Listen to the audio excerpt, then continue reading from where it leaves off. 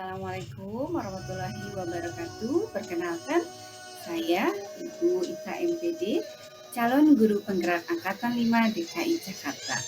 Pada kesempatan kali ini saya akan menyampaikan koneksi antar materi.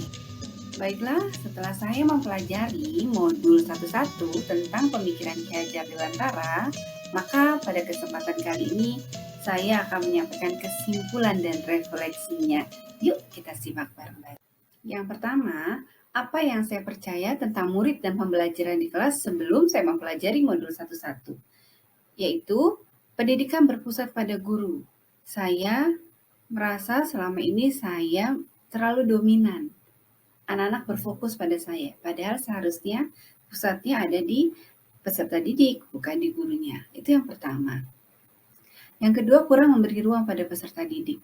Terkadang saya lupa bahwa mereka adalah anak-anak yang perlu dikasih kesempatan untuk berkreasi. Saya terkadang memberikan ruangan yang sempit kepada anak saya. Kemudian yang berikutnya adalah kadang saya menjadi terlalu fokus dengan materi yang harus segera diselesaikan. Pelajaran matematika itu butuh konsentrasi. Jadinya saya terus saja fokusnya sama materi ini harus selesai dan mereka harus paham.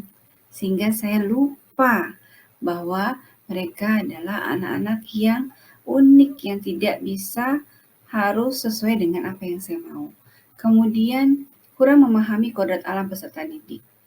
Jadi sebagai pendidik selama ini, saya kurang seutuhnya memahami bahwa peserta didik saya ini memiliki basic yang berbeda-beda.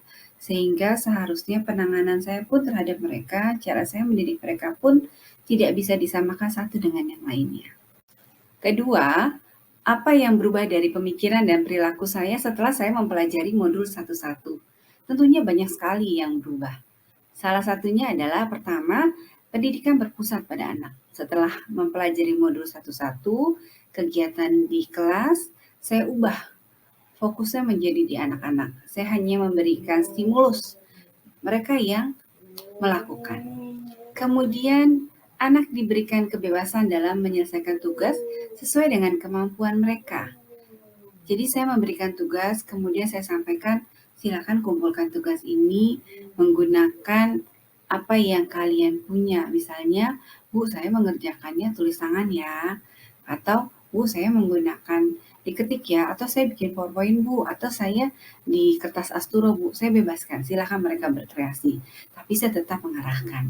Karena tugas kita sebagai pendidik itu menuntun gitu.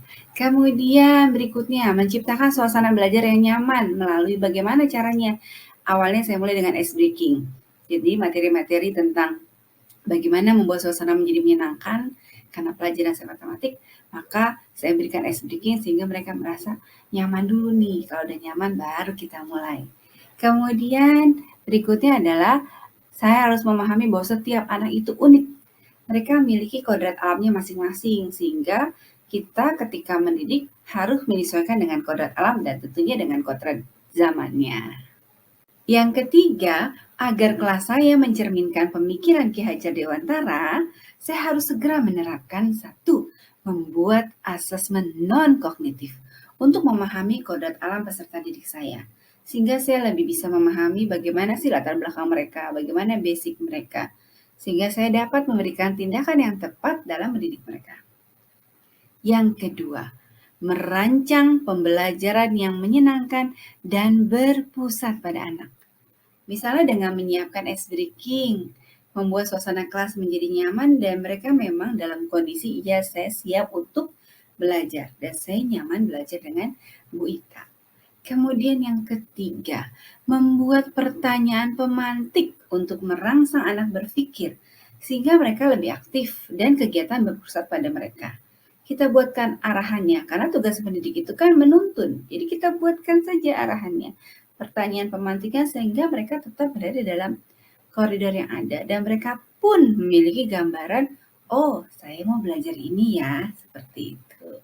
Yang terakhir, melakukan refleksi di setiap pembelajaran dan menuliskannya. Jadi selalu kita refleksi apa yang sudah kita terapkan, bagaimana hasilnya agar next time ke depannya lebih baik lagi. Terima kasih. Sampai ketemu lagi. Assalamualaikum. Dari saya Ita MPD, calon guru penggerak angkatan 5 DKI Jakarta.